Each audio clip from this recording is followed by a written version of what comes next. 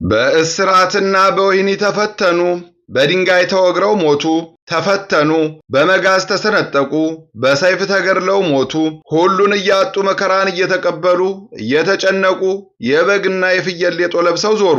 ዓለም አልተገባቸውምና በምድረ በዳና በተራራ በዋሻና በምድር ጉድጓድ ተቅበዘበዙ። የሐዋርያው ቅዱስ ጳውሎስ መልእክት ዕብራውያን 11 ቁጥር 36 በስመ አብ ወወልድ ወመንፈስ ቅዱስ አህዱ አምላክ አማስሮ ተሱል የካቲት በዛቲ ዕለት ኮነ ፍልሰተ ሥጋሁ ለአባ መርትያኖስ መነኮስ መስተጋድል እምሀገረ አቴና ሀበ አንጾኪያ።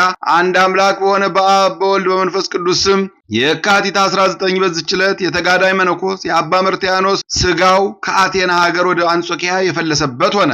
እርሱም ሸንግላ በኃጢአት ልትጥለው በወደደች ጊዜ ከአመንዝራ ሴት ከተፈተነ በኋላ እርሱ ግን መንኩሳ በገድል እስከተጸመደች ድረስ ስቦ ወደ ንስሐ መልሷታል። ከዚህ በኋላም መኖሪያውን ትቶላት ከሀገር ወደ ሀገር የሚዞር ሆነ። ከአቴና ሀገርም ደርሶ በዚያ ጥቂት ቀን ኖረ። ጥቂትም ታመመና በሰላም አረፈ።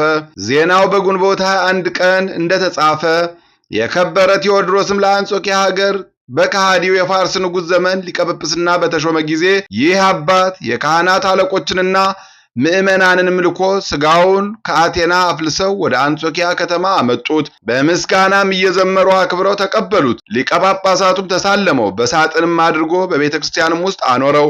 በዚችም ዕለት በዓልን አደረገለት። ለእግዚአብሔር ምስጋና ይሁን፣ እኛንም በጸሎቱ ይማረን፣ በረከቱም ከኛ ጋር ትኑር ለዘላለሙ አሜን። አንድ አምላክ በሆነ በአብ በወልድ በመንፈስ ቅዱስ ስም የካቲት 20 በዚች ቀን የከበሩ ባስልዮስ፣ ቴዎዶሲዮስና ጢሞቴዎስ በእስክንድርያ ሀገር በሰማዕትነት ሞቱ። ምስጋና ይሁን ለአብ ለወልድ ለመንፈስ ቅዱስ አንድ አምላክ በሚሆን ዛሬም ዘወትርም ለዘላለሙ አሜን።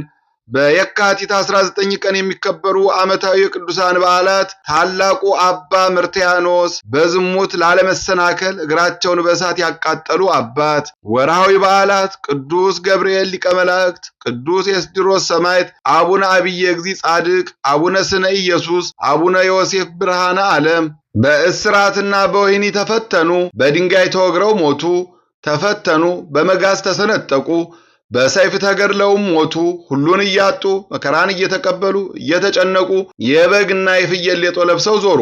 ዓለም አልተገባቸውምና በምድረ በዳና በተራራ በዋሻና በምድር ጉድጓድ ውስጥ ተቅበዘበዙ። የሐዋርያው ቅዱስ ጳውሎስ መልእክት ዕብራውያን 11 ከቁጥር 36 የሰማነውን በልቦናችን ያሳድርብን። ከቅዱሳን አባቶቻችን ከቅዱሳት እናቶቻችን በረከት ረድኤት ያሳትፈን። የሰላም አምላክ ሰላሙን ፍቅሩን አንድነቱን ይስጠን። ወርሃ ጾሙን በሰላም እንዳስጀመረን በሰላም አስፈጽሞ ለብርሃነ ትንሣኤው በሰላም ያድርሰን። ይቅርታውን ቸርነቱን አያርቅብን። በጸሎታቸው አስቡን አትርሱን ያሉትን በያሉበት ያስብልን። አቡነ ዘበሰማያት ይትቀደስ ስምከ ትምጻእ መንግሥትከ ወይኩን ፈቃድከ በከመ በሰማይ ኢየሱስ ክርስቶስ ከመ ይስረይ ለነ ኃጣውኢነ ተማኅፀነ ብከ ኃይለ እግዚአብሔር አብይ ኦ እግዚእ ኢየሱስ ክርስቶስ ስራይ ኃጢአቴ ወኃጢአተ ኩሉ ሕዝብከ ማሰር ኃጢአት እግዚአብሔር ይፍታ። እግዚአብሔር ይባርክ። ሰላም ያሳደረ ሰላም ያውለን፣ ሰላም ያዋለ ሰላም ያሳድረን። ይቆየን።